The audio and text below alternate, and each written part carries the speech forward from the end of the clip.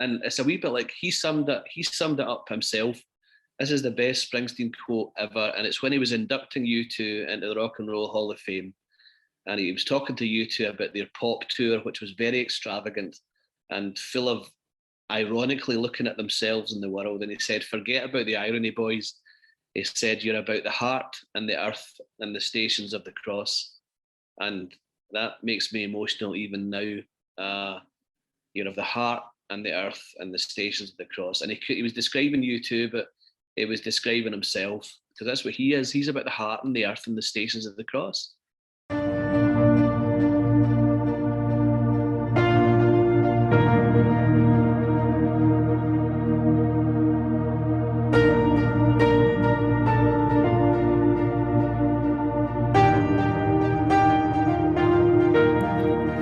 Well, we busted out of class. We had to get away from those fools. We learned more from a 3-minute record, baby, than we ever learned in school. Tonight I hear the neighborhood drummer sound. Can feel my heart begin to pound. You say you're tired and you just wanna close your eyes and follow your dream down. Well, we made a promise, swore we'd always remember. No retreat, baby, no surrender.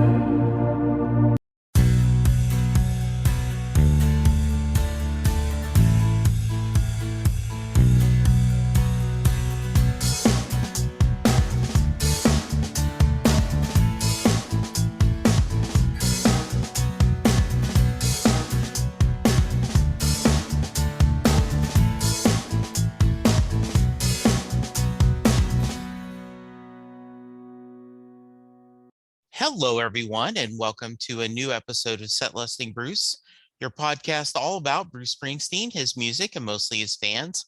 I am your host, Jesse Jackson, and joining me today is my new friend from the UK, Glasgow. It's his afternoon, my morning.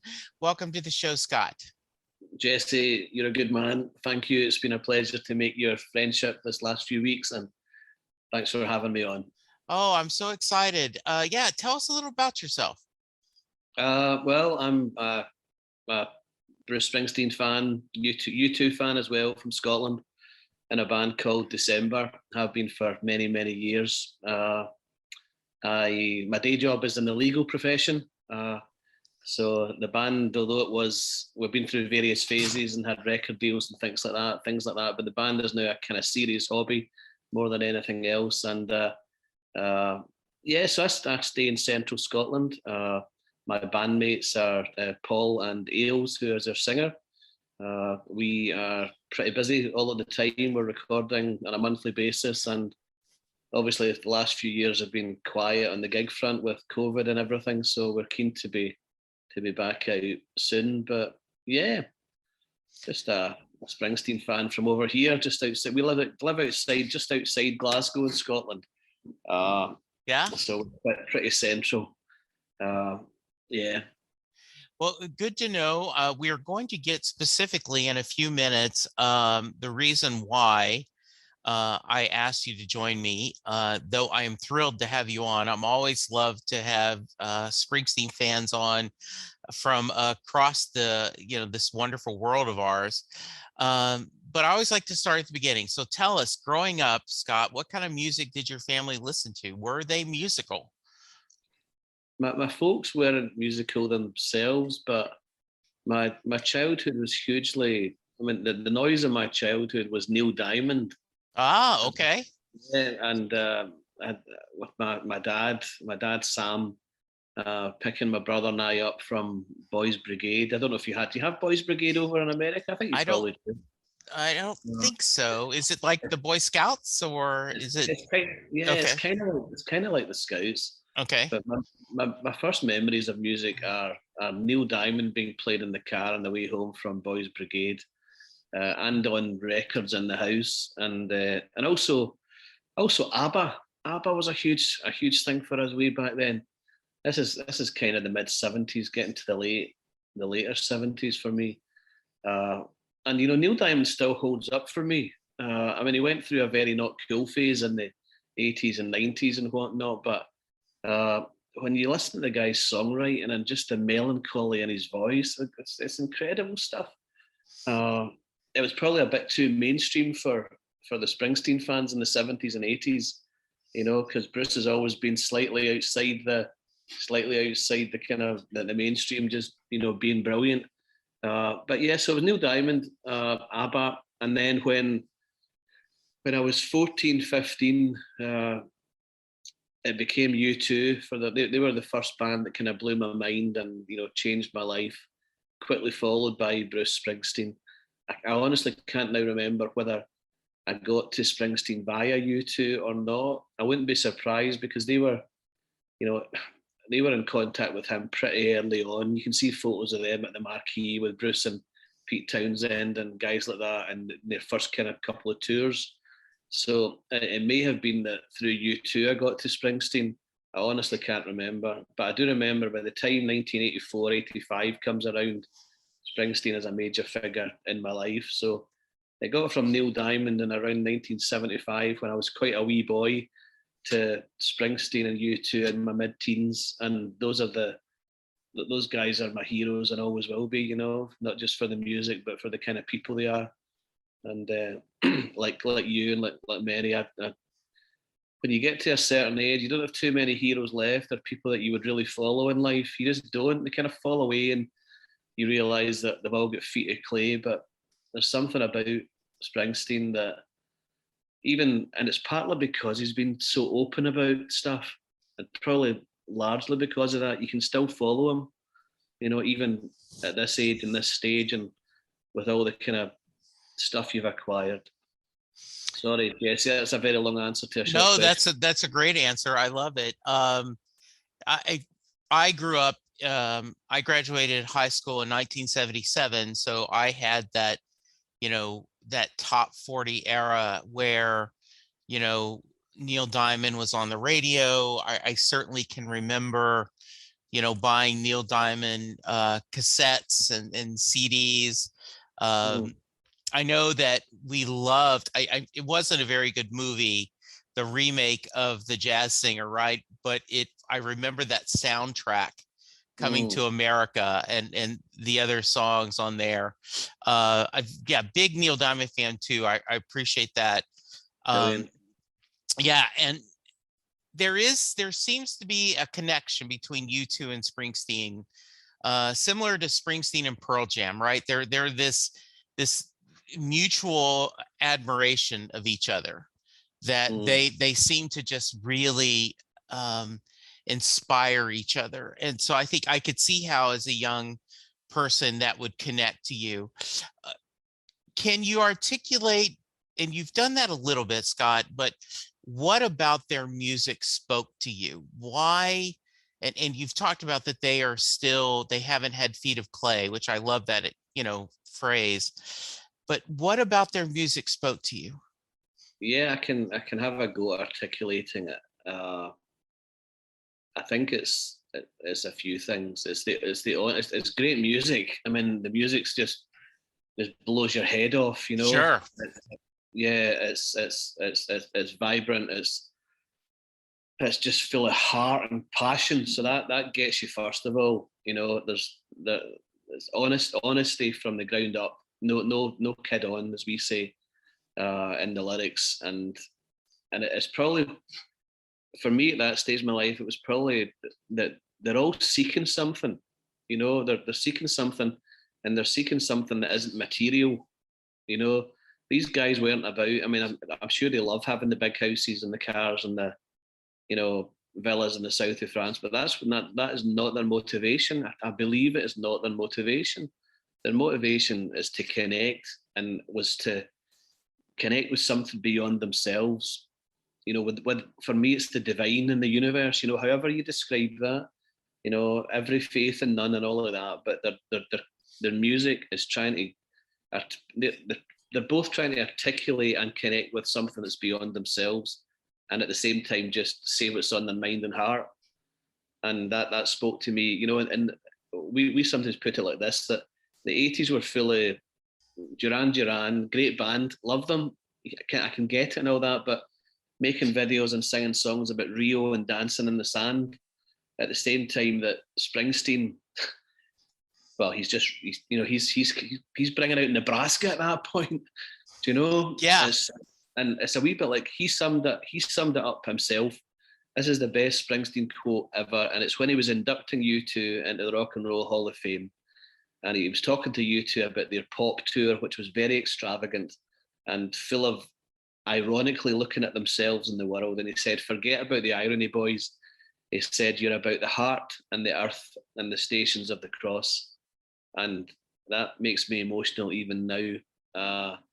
You're of the heart and the earth and the stations of the cross. And he was describing U2, but he was describing himself, because that's what he is. He's about the heart and the earth and the stations of the cross. That's why I love him. Yeah, I've had a couple of people on, actually, I'm up to over 700 episodes, or, and yeah, I've talked to a lot of fans, and, a couple of people said something similar, Scott, the idea that Bruce is singing about something. I grew up, I was a huge Beach Boys fans, and I love all the songs about sun and surf, and as Paul McCartney says, just a silly love song. There's a lot to be done for that as well, but it does seem that Bruce always wants to say something in his music, and I think that YouTube as well want to say something with their music. They are trying to, and I don't want to get overly, sentimental, but it feels like their music is trying to make your life a little bit better, by sharing of themselves. Yeah, I think you've put it very well, Jesse. I think at various stages, U2 in particular were a bit more grandiose than that. They genuinely thought they were changing the world in the 80s. Yeah. But I mean, why not? I mean, they were in their 20s, big dreams, lots of energy, huge talent. Why not take it all on? And yeah, no, I mean, I feel lucky to have been alive at the time that these artists have been creating, same way that folk felt, good to be alive when the Beatles were doing their sure 8-9 year thing. And we've lived through, and these guys, they've had long careers, and they've run them. I mean, if Springsteen had finished after Born to Run, he would be unassailable. No one could say a word about him. I mean, they can't really now. Actually, Springsteen's kind of unique, but it doesn't. The longer you go, the more chance that people have to throw bricks at you, and have some reason to do that, because maybe your later work isn't as good as your early work and all of that. But we're lucky to have had them for as long as we have. And I love that thing that Bruce says, that his work is a conversation with his audience, that it's only going to finish when someone leaves the room. And I love the fact, and I've told this story multiple times on the podcast, but I had a guy join me, and he said that he was at a reunion tour, like in '99, and he was in the pit, and he was overwhelmed with emotion that this is the best it's going to be. That, the Bruce has gotten the band back together. They have given us this wonderful tour. And, we, as a Springsteen fan, he said, this is the apex. It will never get better than this. And he said, maybe every once in a while they'll tour, but, God, as he said, damn, that was a good run. And he says, I want to go back to that kid and go, you don't know what you're just at halftime. You don't understand what you've got to come. You have The Rising, you have Magic, you have Broadway. I mean, and to say nothing of Letter to You. I mean, how do you, at this point in your career, in the, I always believe you have to judge albums in their context. And I've said multiple times that because we were coming at the end of such a horrible year, politically here in the US with COVID, with all the stuff going on, to have Letter to You as a gift at the end of 2020, almost was like this lighting a candle in the darkness. Yeah, absolutely. I'll never forget in particular watching the videos of the making of the album, and hearing Ghosts for the first time, watching that video. I mean, it's heartbreaking stuff. But it's like Bruce is he's melancholy but full of joy at the same time.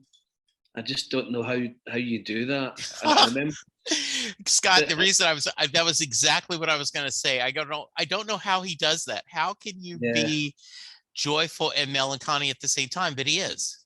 I think he just is. I think that's just his state of being, and it comes out in every song. I mean, my daughter and I, this is 2013, I think, 12, 13. We're standing, or we were in seats actually in Hampden Stadium, but we had great seats right across from the stage, and it was a summer night. You don't get many bright summer nights in Scotland, but this was perfect. And he's singing Twist and Shout, and it's sad and full of joy. It's incredible. And we both said the same thing after it. This is just, and that was hands down the best show we've ever seen of anyone ever. And all the U2 people who are into our little band they would be going, well, what about you, all your U2 things and all that? But honestly, Springsteen Hampden that night was just perfection. And melancholy and full of joy. Amazing. It is. I always like to preface this question, Scott, with the amount of times you've seen Bruce is not a fair barometer of how big of a fan you are, because it could be because where you're located, financial situations. But you mentioned that being one of your favorite shows ever. How many times have you seen him? It's only like 6 times. I mean, it dwarfs in comparison to seeing U2, but I think U2 have just been more, they've toured more in the UK, and at least when I was growing up in the 90s, they were more around Europe than I was. So I've basically seen them in the UK and in Ireland. I think part of it was financial at various points. What I wish I'd been able to do is, follow a tour or follow a European tour at some point, and just do what the fans do, and just go to as many as possible. You and me both, my friend. You and me both. Yeah. It's not the easiest thing. No. We're more plugged into the U2 fan community than we are the Springsteen fan world, but it's the same kind of dynamic. You have a hardcore of a couple of thousand, in the world who will, take out loans and all that, or just have the money and will go everywhere, and some of our dear friends do that. We just wouldn't, your family and, all the things we couldn't really invest in that kind of thing. But we've seen a little of that community because their little band has been invited to go and, do kind of pre-shows that the night before U2 are playing in a city. Sometimes they'll ask us to go and play a set, just as a fan gathering kind of thing. So, how fun! It's been a great blessing. But we've seen a little bit of that touring community of the fans, the U2 fans, through that. And I know it's the same in the Bruce world, and probably a bit more intense, in terms of hardcore fandom from what I've read online and seen online. So there's a real dynamic of that. We've never really been able to do that. Would love to have had, but. I think the first time I saw Bruce was 2000, and I want to say 6, but it was in Ireland in the RDS Arena, I think. I can look it up. And it was amazing. And then ever since, it's really been Hampden Stadium since then. But and as I say, and amongst that, the best show I've ever seen. And I never really thought I would say that a stadium show of anyone was the best show that I'd ever seen, but his was, just because of that unique mixture of sadness and joy that permeates everything. and to be there with my daughter at an age when she was an age that she was really into Bruce as well, and she's a huge fan. Yeah, that's great. You know that. So Scott, tell me the origins of the band. So it talk about the beginning of December and what brought y'all together, and just give me your I guess your origin story. Yeah, no problem. Well, it goes back to around 1992. We've been doing this a long time, and it was a different lineup at that point. But a few of us got together in Motherwell, Hamilton, in Scotland, small towns just outside of Glasgow. We knew other bands who were cover bands and things like that, but we weren't interested in that. We wanted to find a way of writing songs, and I in particular wanted to find a way of writing and performing original material. So Okay. at that point, I was in a relationship with a girl called Aileen, as she was then. She now calls herself Ailes. She's the lead singer in the band, and she was a great singer even then. So she was the singer, and a couple of my friends joined on guitars and drums, and we played a lot through the 90s all over the UK, and we were very influenced by Springsteen, by U2, by, in particular, a singer in a band called Maria McKee and Lone Justice, who came out of LA but were heavily country influenced, kind of country punk stuff at that time.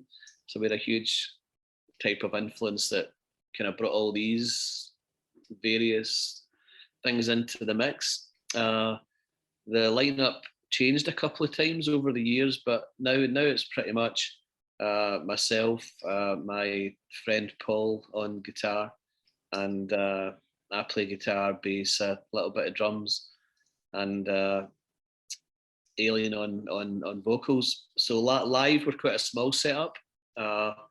It's two guitars, bass drum, and Ailes plays a bit of drums from at the mic.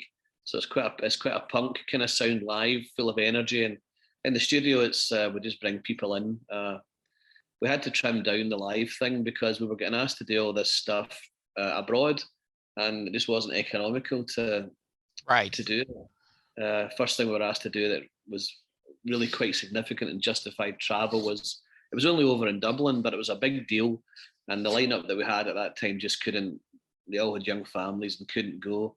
So we trimmed it down to a 3-piece that works live for us and makes it economical to do all the traveling that we need to do, because most of our live stuff is out with the UK these days, which is both good but also a challenge in terms of being cost effective. But yeah, we signed a couple of record deals around 2004, 2006, 2007, and sadly ended up, going back to mainstream work, owing quite a lot of money. So we've been through the music industry at its kind of hard face as well. So we came back after 2007, regrouped for about a year or two, and then just decided to continue recording, continue playing where we could, and not to worry too much about what success traditionally meant.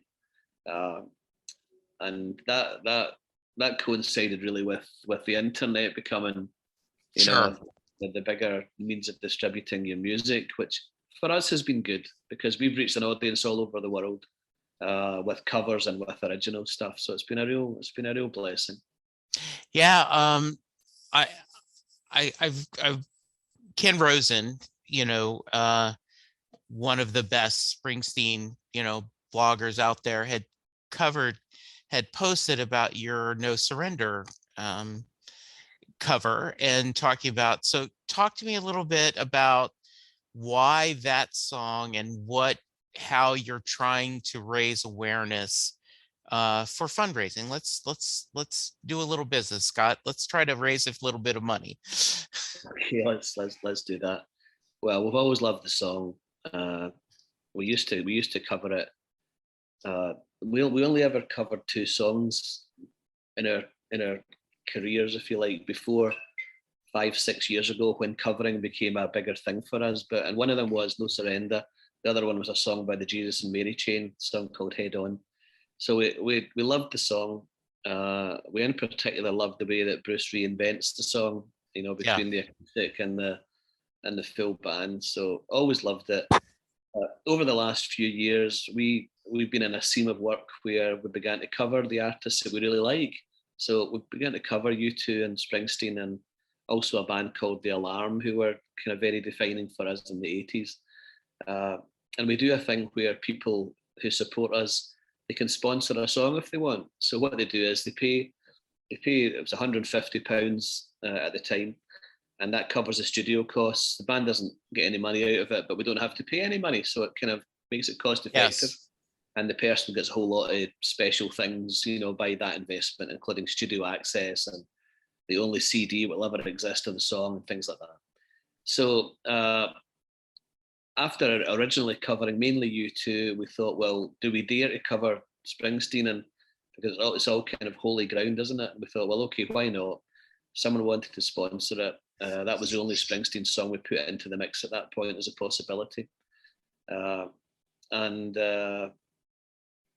it was funny because it was due to go out last October, November. But then I can't even remember. I think someone was ill, or we had a schedule problem with another song we were putting out. But anyway, it got put back, and then it was to do with availability and other commitments that we had. And I suddenly realised that we're going to end up putting this out, and this is right in the middle of the Ukraine thing.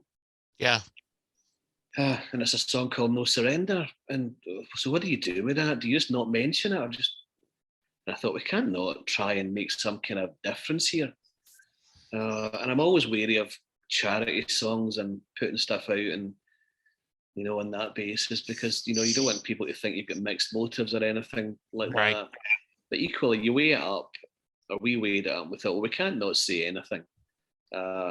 So we thought, we'll put it out low key. We won't make it a charity song in the sense that all the proceeds go to. But if you like the song and you want to donate, then please donate. And at the same time, I was looking around various charities that were, quick off the mark to help Ukraine. And I saw a link that the band Walk the Moon had put out, and they put out to World Central Kitchen. So I looked them up, and these guys are right on the border. They're right on the border helping displaced refugees. They're feeding them. I mean, how much more practical and helpful can you be?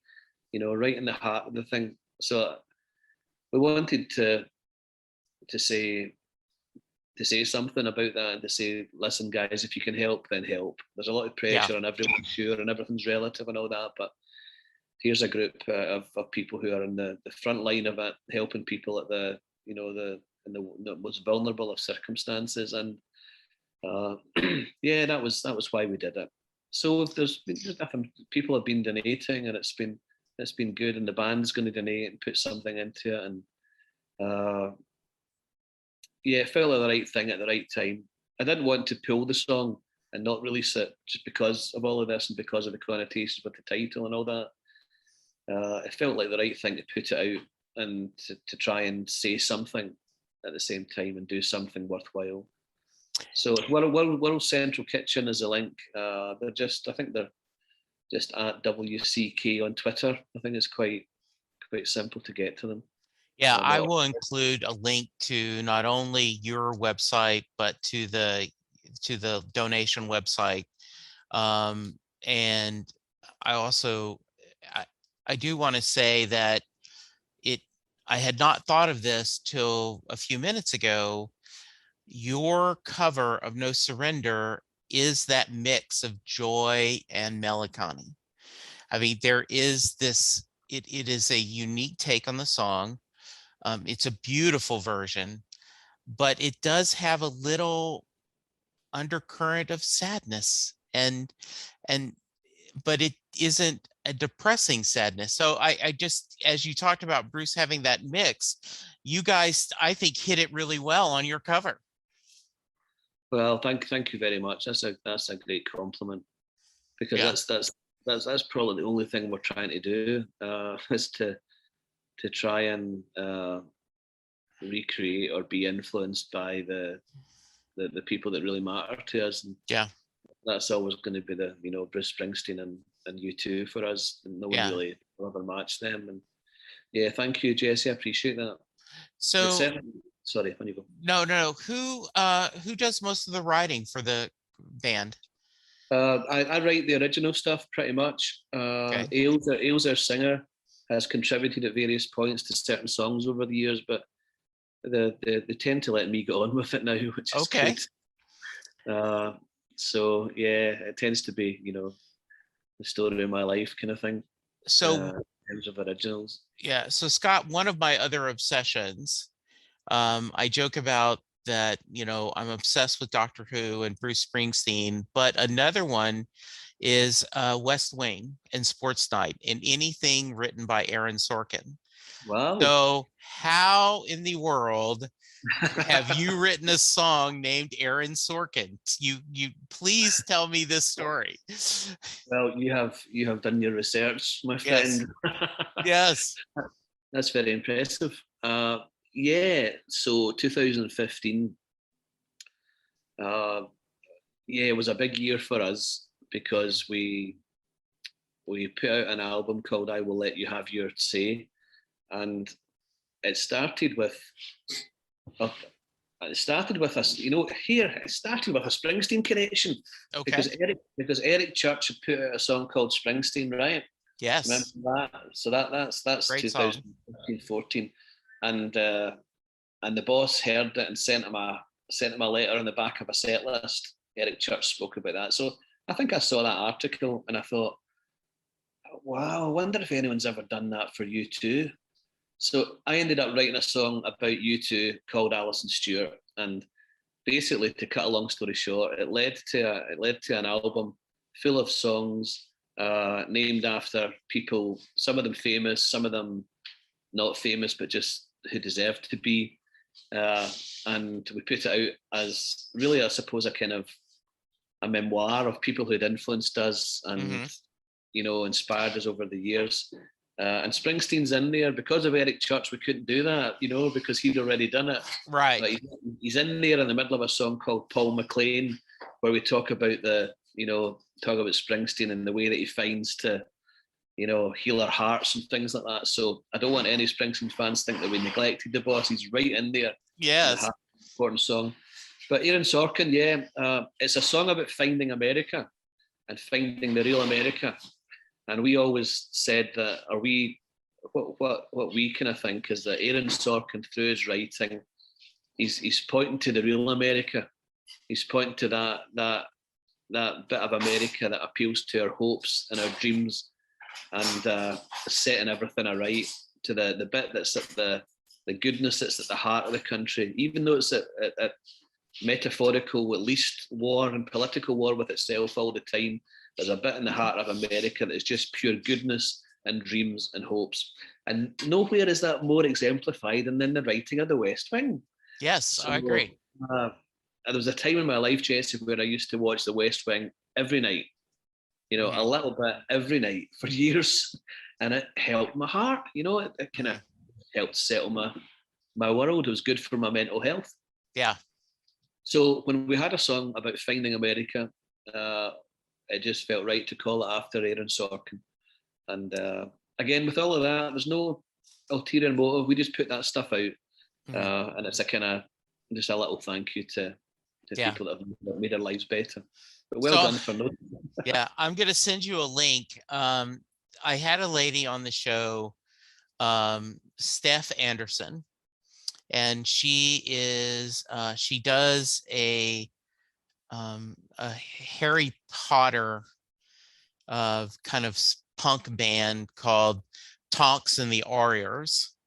Right, okay. She calls it Wizard Rock, but she wrote a CD called Bartlett for America, which was a CD, a little mini EP she did it in 2012, of songs all inspired by West Wing. So I will send you a link so that you can check it out, because it was just so lovely.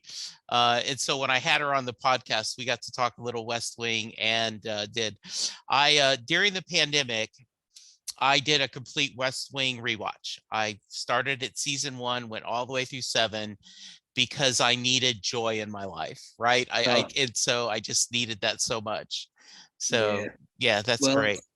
Well, I'm so glad that we connect in that way as well, Yeah. because the West Wing is a huge part of our lives as a band. You know, not just, Yes. you know, there are the other guys. It's a huge. It's almost it's almost as influential as Springsteen and U2. It's part of our panoply of, which is part of who we are. Yeah. Uh, yeah, I'll always be grateful for Aaron Sorkin's genius for that Yeah. writing, and everything else he's done since is also obviously Yeah. marvelous too. You know. Yeah. Yeah. Yeah, we over the holidays, like for New Year's Day, like New Year's Eve, we didn't do anything big, and so we ended up watching the Ricardos, you know, his new movie, and Yeah. just loved it. So yeah, absolutely. Um that yeah, that would be, that's a great connection. Um so what are plans? What's the band's plans going forward? What do you guys have anything in the mix that you're working on? Yeah, there's a ton of stuff going on. We're basically, last year we offered, again, the song sponsorship thing. So we have like 14 covers to put out this year that people have sponsored, Oh, that's including nice.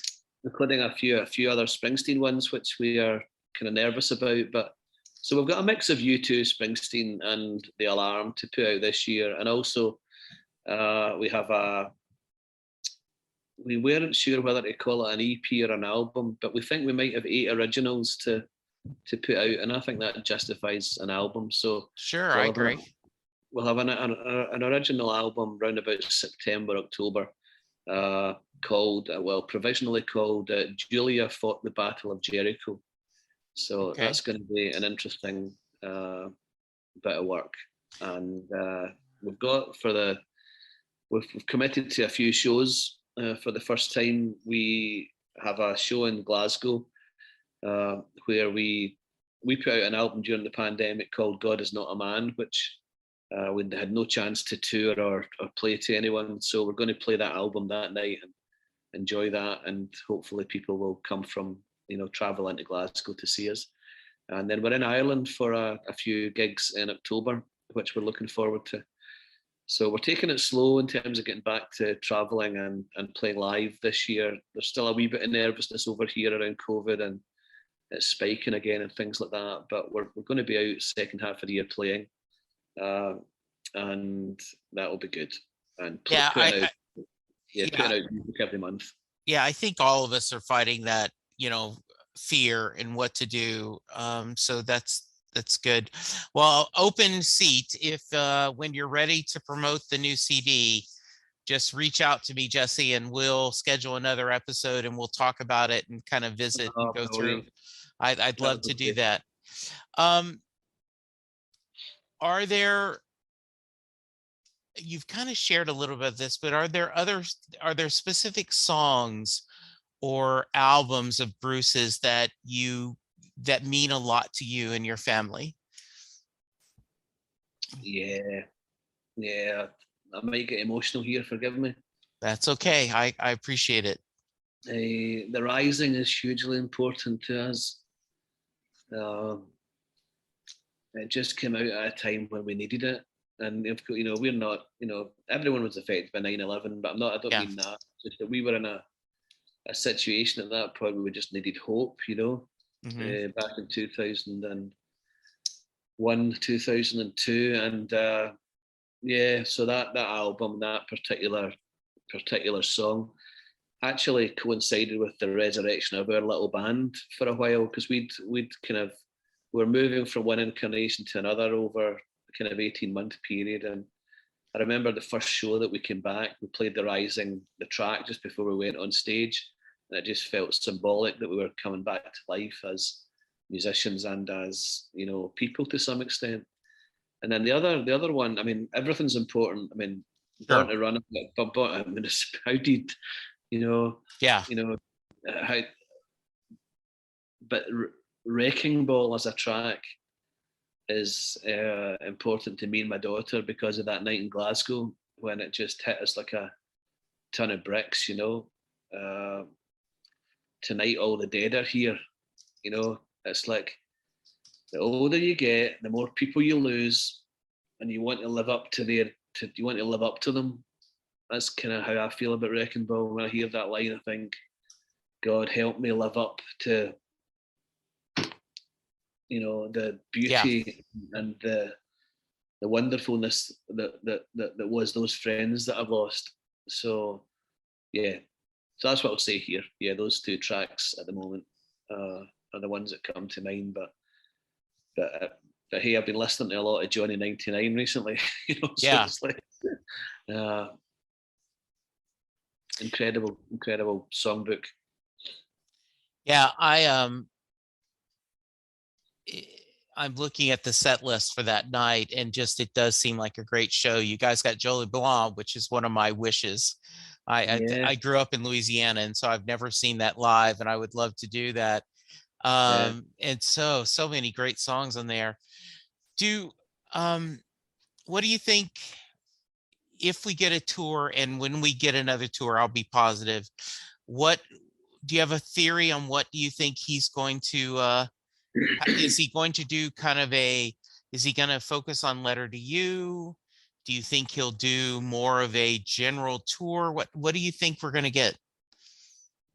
I think, who knows? It'll be brilliant whatever he does. Yeah. But he'll start with Ghosts. That's how the will start. The drums will just start and let's go. That'll be. Yes. I mean, I will be crying when I'm in that stadium, when I'm in that arena, wherever it is, and I see the band coming out. Tears will start, and then when I hear the sound of your guitar, I'm just going to lose it. I just know I will. Yeah, me too. Yeah, I think he'll do a Letter to You thing. I think it'll be. He'll play as much of that as he thinks can translate live, and he'll just play whatever he wants to play. Yeah, exactly. That's okay with me. That's good. All right. Any final thoughts before we get to the Mary question? No, just gratefulness. I've really enjoyed this conversation. Oh, good. I'm glad. I'm grateful to have made your friendship, my friend, and thank you for your kindness and courtesy to me and to my band. Well, I am thrilled to be here, and I'm thrilled to gotten to meet you as well. The reason I do this is making friends, and I just love that we get this. So no problem. Yeah. All right. If you are a fan of December and you're listening to this podcast, thank you so much for checking this out. We do this. I have episodes come out twice a week. And so please check out some of the other episodes where I talk to Springsteen fans from around the world. I end every episode with the Mary question. Jay Armstrong is a retired honors English teacher, has a new book out, Bedtime Stories for the Living. But when he was teaching, he would spend 2 days in his honors English class breaking apart Thunder Road. They would look at all the lyrics. They would look at the imagery Bruce uses. They would talk about Robert Frost, The Road Not Taken. And at the end of the 2 days, he would ask his class, does Mary get in the car at the end of Thunder Road? So Scott, that is your question. Does Mary get in the car? Mary gets in the car. Yeah. Although much of the lyric is suggestive that she will be too scared to get in the car. Yes, it is. And although much of the lyric is suggestive that she is too flirtatious to get into the car, the song doesn't just communicate through the lyric, it communicates through the melancholy and the joy of the music, which is infused with hope. So I think the song is all about hope. And then I think, because I was thinking about this just before I came on, what else can we look to interpret this at this point? Well, you need to look to the song in its context on the album. What follows next? 10th Avenue Freeze Out follows next. It goes from melancholy joy to pure joy right after. So I take a wee bit of hope from that Mary had got in And then a few songs later, you've got Born to Run. So she's called something different, Born to Run, but she's in the car. So that's my answer. I commit to it. Very nice. I like that answer. I like that answer a lot. Scott, if someone wants to reach you, how can they? We are Till December on Twitter. We are December 1985 on Facebook. And I think we're December 1985 on Instagram. So, and the website, of course, we have a website, decemberband.com. So feel free to reach out. We'll be glad to talk to you. All right. Sounds great. This has been a blast. Thank you so much. I'm looking forward to the new album. Like I said, reach out to me this fall when it's ready to promote.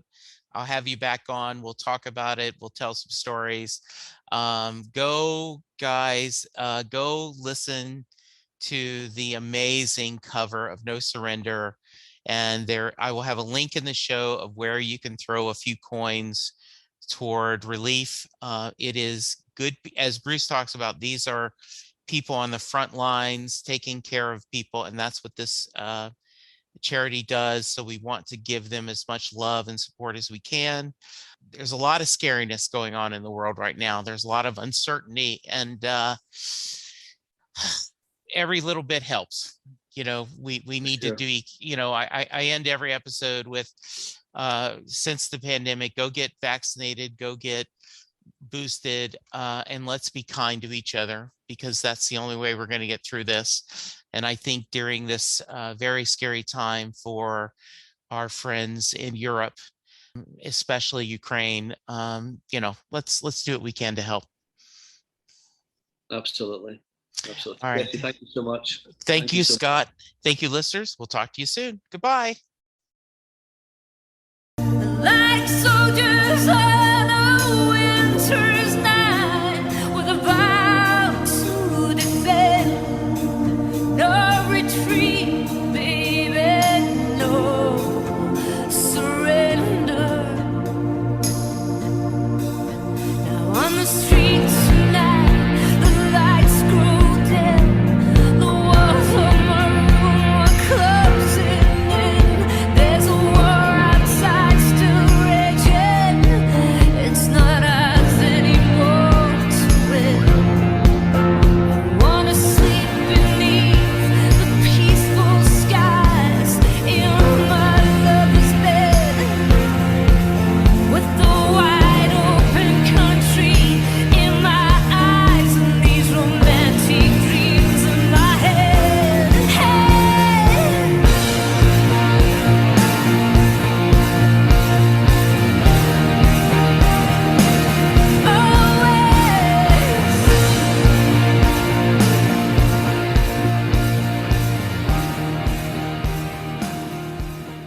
This podcast would not be possible without my wonderful group of patrons.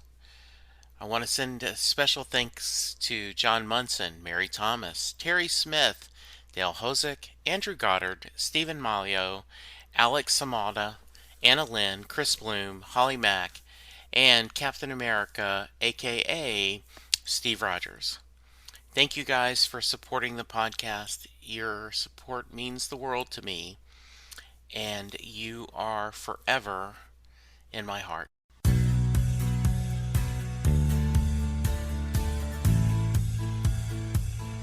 You just heard the fun talking, hard rocking, music loving, album ranking, fan thinking, joy spreading, lyric reading, story sharing podcast that is the one, the only Set Listing Bruce.